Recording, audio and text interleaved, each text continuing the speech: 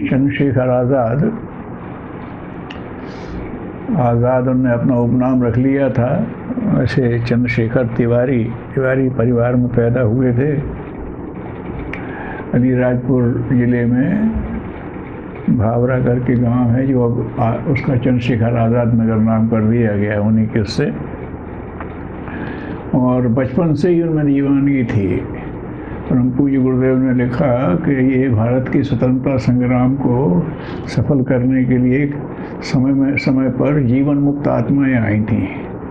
तो आज़ाद भी में उन्हीं में से थे, उसी संकल्प से आए थे। भगत सिंह भी उन्हीं में थे, उसी संकल्प से आए थे, वही किया और चले, और कहीं ध्यान ही नहीं था उनका। बचपन से ही क्रांतिकारियों में शामिल हो जाते थे। उनका आज़ाद भी नाम तभी से पड़ा कि जब वो किसी बड़ों के साथ आंदोलन में शामिल हो गए तो पकड़े गए। उन्होंने कहा कि माफ़ी मांग लो, नहीं मांगते तो उन्हें हंटर मारने की सज़ा दी थी।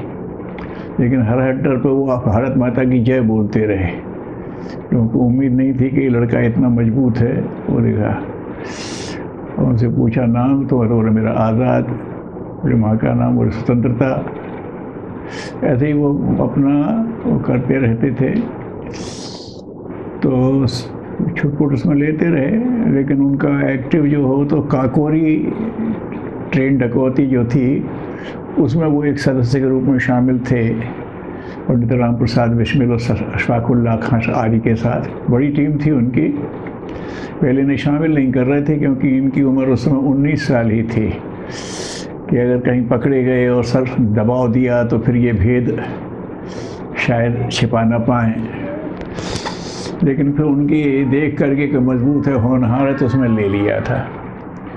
और फिर संयोग की बात देखिए कि काकोरी कांड के सब लोग पकड़े गए, सिर्फ चंद्रशेखर आज़ाद ही नहीं पकड़े गए। ये जब इनकी टीम बन गई थी स्वतंत्रता सेनानियों की, भगत सिंह, महावरजी और बटुकेश्वर दत्त वगैरह ये सब उसमें शामिल थे। तो ऐसे ही वो कहते थे कि ये लड़के ही थे सब, कौन कहाँ कैसे पकड़ा जाएगा। तो किसी को फिल्म देखने की आदत थी तो कहा ये फिल्म देखते हुए पकड़े जाएंगे। एक वो सोते तो बहुत ज़्यादा है, उन्होंने कहा ये सोते हुए पकड़े जाएंगे, तो खाने वाने के खाते ऐसे। तो किसी ने कहा कि अगर पंडित जी पकड़े जाएंगे तो उनको तो एक रस्सी से नहीं बांध सकते, शुरू से खूब स्पष्ट थे, इनके लिए 2 रस्सियों का इस्तेमाल करना पड़ा। तो वो आए तो बोले क्या, बोले ये चल रहा है। बोले है गले में रस्सी बांध करके बंदर नहीं बनना है मुझे। तो उन्हें अपने ही बनाया हुआ एक शेर पढ़ा था, उनका सुरीले तो नहीं थे लेकिन उन्होंने खुद ही गाया था, सीने पर दुश्मनों की हम गोलियां सहेंगे, आज़ाद ही रहे हैं, आज़ाद ही रहेंगे। तो ये उनका था, वो आज़ाद ही रहे, जब गए तो आज़ाद ही के उसमें चले गए। तो ये उनका हौसला था। तो काकोरी कांड के बाद मुझे कहा कि सब पकड़े गए थे, वो अंडरग्राउंड हो गए, पता ही नहीं पड़ा। बाद में पता पड़ा कि वो झांसी के बाद ओरछा, पहले टीकमगढ़ रियासत के उसमें आता था ओरछा, तो वहाँ रह करके एक ब्रह्मचारी के वेश में, सतारा करके गांव है, वहाँ उनका आदम का चित्र लगा हुआ है वैसा, तो चित्रणी मूर्ति अष्टधातु की। तो वहाँ रहने लगे। तो धीरे धीरे पता पड़ा कि चंद्रशेखर वहाँ है। तो फिर लोगों ने, जो राष्ट्रवादी लोग थे, उन लोगों ने सलाह की। ये सब बात मुझे मिली कि मैं झांसी में रहा हूँ, करीब 6-7 साल रहा हूँ, और वहाँ ऐसे लोगों से संपर्क बना कि जिनके यहाँ आज़ाद ठहरते थे। उनके आज़ाद को और स्वतंत्रता संग्राम सेनानियों को सपोर्ट करने में उन्होंने अपना एक मकान भी बेचा। उनका नाम था मास्टर रुद्र नारायण। बहुत अच्छे मूर्तिकार थे, चित्रकार थे। लक्ष्मी बाई मंदिर में जो महारानी लक्ष्मीबाई की एक मूर्ति बनी हुई है घोड़े पर सवार, वो उन्हीं ने बनाई थी। तो और उन्हीं के यहाँ वो अक्सर ठहरा करते थे। उनसे मिलना हुआ हमें। तो लक्ष्मी बाई मंदिर के संस्थापक अन्ना जी एक बार मिलाने ले गए थे, बड़ा ऐतिहासिक वो था। उस समय उनको टंग कैंसर हो गया था, ठीक से बोल नहीं पाते, लेकिन उन्हें तमाम संस्मरण सुनाए उनके। उसी में उन्होंने ये बताया कि जब ये चंद्रशेखर आज़ाद वहाँ हो गए तो लोगों ने कहा कि ये लड़का होनहार है, तेजस्वी है, अब इसे फिर से फील्ड में उतारें, इसके पहले इसकी योग्यता बढ़ाएं। तो ये आपस में तय हुआ। तो झांसी के पास एक छोटी सी रियासत है खनिया धाना, तो वहाँ के राजा राष्ट्रवादी थे, वो जानते थे। उन्होंने कहा ऐसा ऐसा करो कि चंद्रशेखर को मेरे पास भेज दो, मैं इसे छोटा भाई करके अपने पास रखूँगा। किसी को पता ही नहीं पड़ा, उनके मंत्री को ही पता नहीं था मेरा छोटा भाई है। रहते वो वैसे ही थे, जनेऊ पहने हुए, तो ये कैसा है। और वहाँ उनने रह करके हर तरह का एम्युनिशन की उनको ट्रेनिंग दे दी, हर तरह का हथियार चलाना सिखा दिया, और निशानेबाजी उनको सिखाई। बिल्कुल अचूक निशाना था उनका, कभी निशाना चूकता नहीं था, प्रसिद्ध था चंद्रशेखर का। तो वहाँ रह करके उन्होंने आर्म्स की ट्रेनिंग ले ली। उसके बाद हिंदुस्तान मोटर्स करके एक था, हेड पोस्ट ऑफिस झांसी के पास स्थान, उसका मैंने बोर्ड देखा, टूटा हुआ पड़ा था उस समय जब मैं पढ़ता था। जब पता पड़ा तो मास्टर रुद्रनारायण ने बताया तो गया। तो उसके जो मालिक थे एक मुसलमान थे, राष्ट्रवादी। तो उन्होंने कहा अब इस लड़के को हमारे पास भेज दो, इससे हम मोटर ड्राइविंग और टेक्नीशियन सिखा देंगे, क्योंकि गाड़ियाँ चलाना यहाँ वहाँ हर तरह की ज़रूरत पड़ेगी। तो वो काम फिर उनने सिखाया अपने यहाँ रह करके। तो इस तरह से जब हर तरह से फिर वो मंझ गए, तब फिर उन्होंने अपना कार्य शुरू किया एक्टिव। और उनका वही यहाँ से झांसी, ओरछा और कानपुर, यही क्षेत्र उनका एक्टिवनेस का रहा। बाद में और क्रांतिकारियों ने जब मिल करके अपना संगठन बनाया, तो उन्हीं को अपना सिपह सालार सेनापति मान लिया था, भगत सिंह वगैरह जिसमें शामिल थे।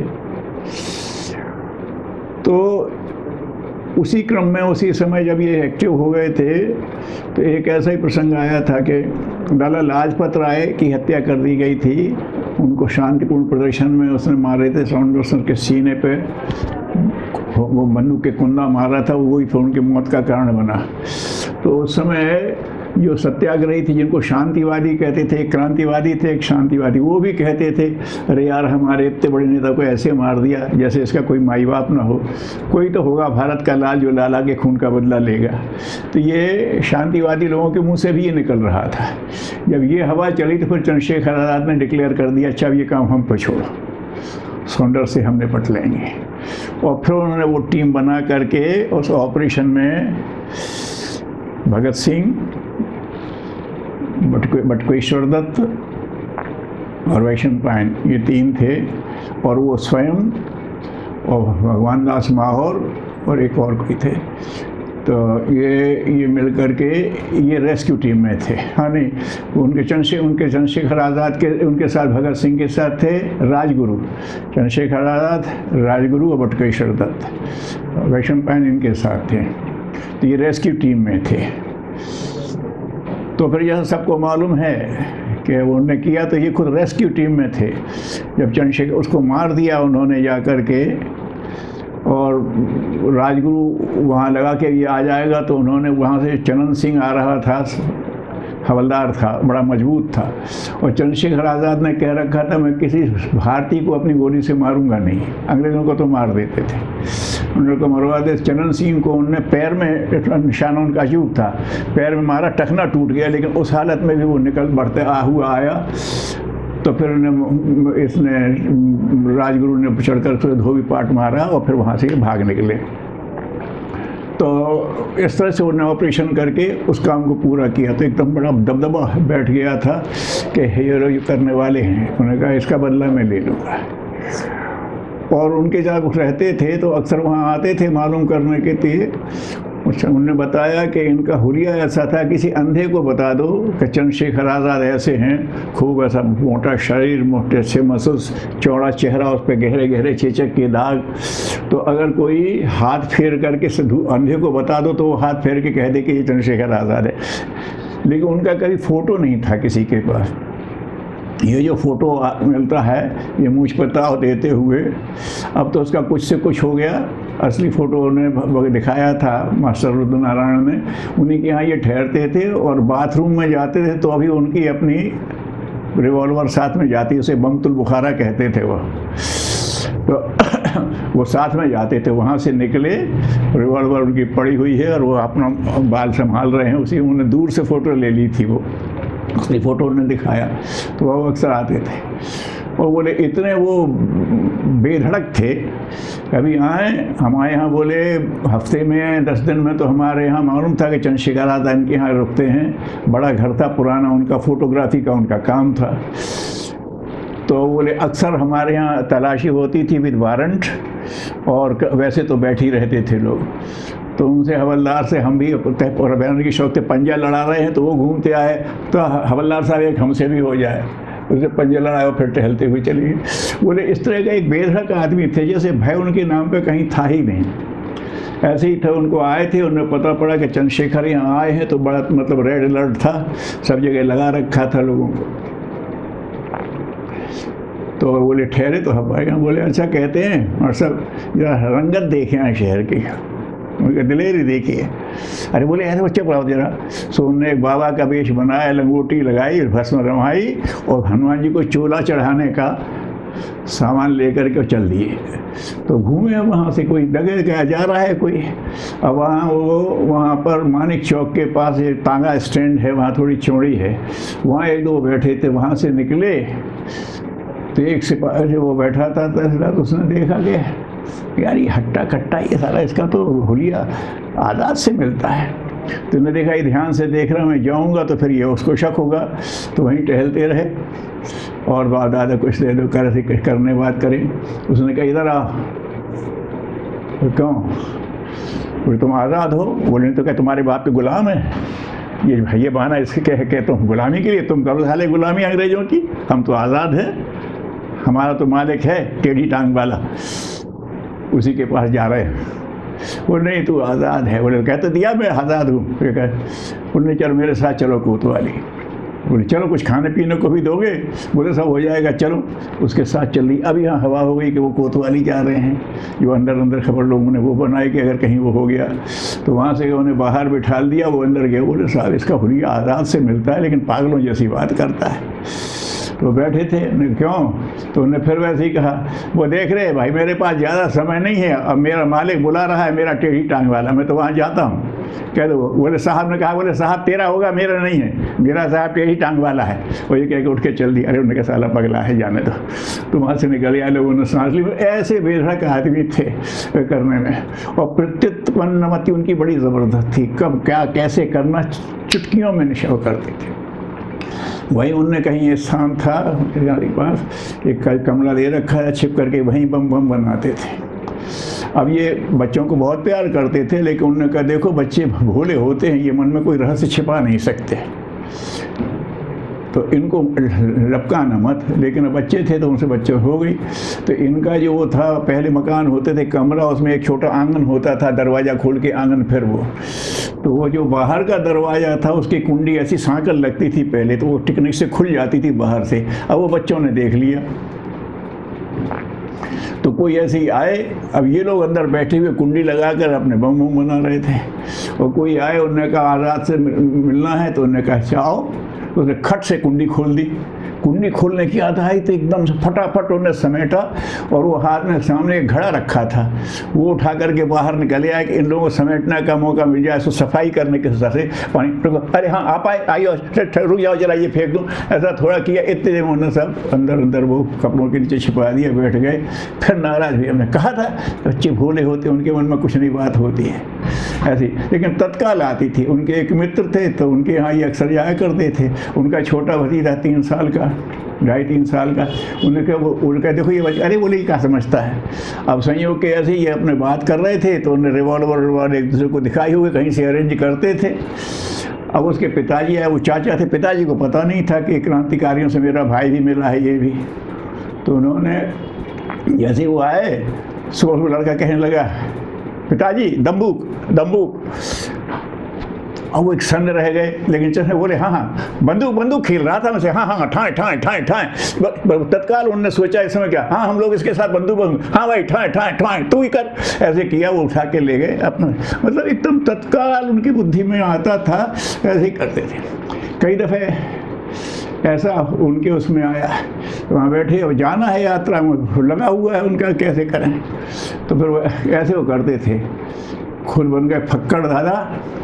और राजगुरु से कहा कि वो अच्छा गाते थे ये अपने क्या नाम, राजगुरु, और सब आवारा लोग। उन्होंने कहा तू गंदे गीत गा। और बैठे और ऐसे कह रहे। अब वो वहाँ से निकले तो यहाँ चंबल का वो झांसी से निकल के ग्वालियर चंबल का पड़ता है, तो वहाँ देखा तो वो भूल गए कि हम लोग वेश बनाए बैठे। तो वो कह रहे अरे ये देखो कैसा इलाका है, अगर शिवाजी महाराज होते यहाँ तो कैसा काम होता उनका। तो क्या तू एकदम उन्होंने कहा ऐसे कि तैसी तरह शिवाजी की। फिर जब आया उन्होंने फिर बहुत डांटा, बोले बेवकूफ़ इसने आज शिवाजी महाराज को गाली दिलवा दी मुझसे। तो करना था उसका, वो तत्काल उनको कैसा करना है। एक जगह उसने पुलिस सिपाही वापस जा रहे थे, उन्होंने पहचान लिया तो वो गया, उसने कहीं फ़ोन किया, बोले हम लोग गुजज हो गए। ठीक, उन्होंने कहा कुछ मत करो, दूसरे उसमें हमारे पोशाक बदलने का इंतज़ाम कर लो। बस बिल्कुल वैसे ही बैठे रहे, उसने स्थान भी नहीं बदला। और जैसे ही झांसी स्टेशन आया तो एक ही इंस्पेक्टर उनको पहचानता था, वो गेट पर खड़ा रिवॉल्वर लिए हुए। और उस निकलना, और पूरे में पुलिस फैली कि इधर उधर से कोई निकल ना पाए। ये तत्काल पीछे उतरे और दूसरे उसमें गए और देहाती का बनाया साफा बांध करके, ऐसा जैसा बड़ा साफा बांधते हैं आधा आधा छिप जाए उसमें, वैसा ले करके। और यहाँ लोगों में सनसनी फैल गई कि कैसा होगा ये करने। और बस वैसे ही आए और हाथ में एक भारी सामान ले लिया कुछ लेने का, और उसी के सामने ही टिकट दिखाया और उसने इशारा किया, निकल गए। वो नहीं पहचान पाया। बाहर आते ही फटाफट तो सब वहाँ इंतज़ाम था, उनको लेकर उन्हें वेश बदला, निकल गए। मतलब उनको तत्काल समझ में आता था कैसे क्या करना है। एक दफ़ा वो कहते थे कि एमुनिशन कहीं से अरेंज किया था, और वो लेकर जाते, ये साहब बने थे, उसमें बक्से में कुली किया और वो कुली को ठोकर लगी, वो गिर पड़ा तो फैल गया। तो एकदम इन्होंने बेत निकालना मारना, बोले यू इडियट, ये ब्रिटिश सरकार का, सरकार बहादुर का माल है, और तो देखता मार डालूंगा तेरे को। और वो पुलिस वाले अरे सर छोड़ दिए। तो वो पुलिस वो मिलिट्री ऑफिसर बने थे, सर छोड़िए, उन्हें इकट्ठा किया। वो जानता नहीं है उसका, हम उसका तो उन्होंने लिया, उन्हीं ने समेट करके पुलिस वालों ने दे दिया, वो लेके बैठे। तो उनकी तत्काल बुद्धि काम करती है किस समय पे कैसा काम करना। और उस समय तीन समय का भी उनका ये था कि जब वो आए तो उन्होंने कहा, वो थे, उन्होंने कहा बोले अब तुम नहीं हुई, मेरे लिए आए हैं, मैं अटकाऊंगा तो तुम्हें निकल जाने देंगे, तुमने अटकाया तो तुम्हें भी घेर लेंगे, मुझे भी घेर लेंगे, तुम जाओ। वहाँ भी उन्होंने तत्काल बुद्धि का वो इस्तेमाल किया था। और भीतर से वो इतने ज़्यादा जिसे कहते हैं, जिसका कहना चाहिए भावनाशील थे, वो उन्हीं ने बताई हमें, मास्टर रुद्र नारायण ने, कि जिनके यहाँ उस्ताद के यहाँ इन्होंने ट्रेनिंग की थी, मुसलमान थे, उनकी एक बेटी थी। तो ये जब अपने उसमें क्रांतिकारी इनका शुरू हो गया था तो पता पड़ा कि बेटी की उनकी शादी है, वो बहन करते थे, रिश्ता वो था। अब उनका आना यहाँ था तो कैसे जाएं। तो रात में 2 बजे, अब वो बूढ़छा के उधर आसपास कहाँ रहते थे, सड़क से तो आए नहीं होंगे, घूमते फिरते, वहाँ पहुँचे। रात को 2 बजे दरवाज़ा खटखटाया, उनने खोला, इस समय अरे आज़ाद भीतर लिया, काय के लिए आया तू? बोले सुना है बहन की शादी है। अब बड़े नाराज हुए, तो उस्ताद थे, बेवकूफ़ कहीं का। अरे तू भारत माता को समर्पित है, बहन की शादी तेरे आने के बगैर होती नहीं, मुझको भरोसा नहीं है बहन की शादी हो जाएगी। उनकी सब गालियाँ सुननी बैठे रहे। बोले उस्ताद ऐसा है, एक ही बहन है, अब कुछ काम हमें भी बता दो, काम तो वही करूँगा। तो उन्होंने बताया उन दोनों झांसी में रुपए का 1 शेर किया आता था और ओरछा में 1.25 शेर मिलता था। तो उन्होंने कहा सवाया फ़र्क बहुत होता था, तुम ऐसा करो पैसे मैं देता हूँ, 2 कनस्टर घी पहुँचा दो तो वहाँ से ले करके। तो ठीक है, वैसे ले लिए, चलिए। हफ्ते 10 दिन बाद फिर रात को 2 बजे दरवाज़ा खटखटाया, तो देखे कि बहंगी जैसी बनाए, उस पर कनस्टर 2 कनस्टर लटकाए, स्वयं चंद्रशेखर आज़ाद जैसे होती थी कामड़, वैसे उस पर 2 लटकाए हुए खड़े। फिर अंदर किया, बोले बेवकूफ़ भेज नहीं सकता था किसी के हाथ से, अलाए समझता नहीं अपनी जिम्मेदारी। फिर गालियाँ सुन ली, फिर एक जवाब दे दिया, उस्ताद बहन की शादी का एक काम तो आपने मुझे सौंपा था, वो भी मैं किसी दूसरे से करवाता। ये उनकी भावना थी।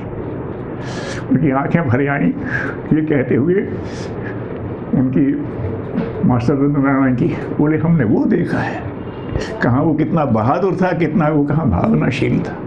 एक एक व्यक्ति का उसे ध्यान रहता था कौन कहाँ है। किसकी बात है। अगर वो उनके ऊपर आती थी, खबर मिलती थी कि वहाँ हैं, अलग से घरों में ठहरते थे, किसी के यहाँ कोई, किसी के यहाँ कोई, तो वो, लेकिन ये था कि लोगों की गुडविल थी तो उसी ऑफिस वाले बता देते थे। और ऐसी खबर आती कि 10 मिनट 15 मिनट और 3-3 जगह सूचना देना। वो तत्काल अपने लोगों से कहा, बाबू फलाने तारीख को फल वहाँ मिलेंगे, जाओ और मैं जा रहा हूँ सूचना, तो दूसरे केंद्रों पे सूचना देने। और ऐसा कि अब 2 मिनट रह गए हैं, तो किसी ने कहा कि आप ये रिस्क कितना कम उठाते हो। बोले जो रिस्क दूसरों पर डाले वो नेता कहने लायक नहीं है, नेता को रिस्क उठाना चाहिए, खतरा उठाना चाहिए। ये ऐसा उनका एक वो था। और हर व्यक्ति उन्हें इसीलिए इतना प्यार करता, हर सैनिक को इतना प्यार, हर एक की किसकी क्या ज़रूरत है उनको ध्यान देता। और वैसे इतना सबों थे।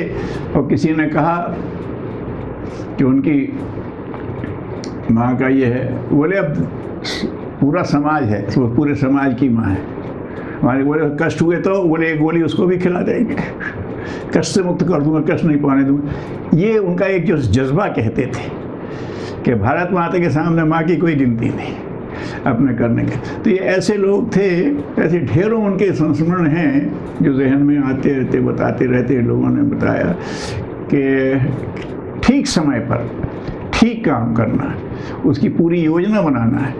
तो ये भी जो चंद्रशेखर आज़ाद, ये अपने भगत सिंह ने बम फेंका था, उसकी भी योजना को उन्हीं ने फिर अंतिम प्रारूप दिलवाया था, ये कहने का था। तो एक अजय किस्म के आदमी थे वो। उनका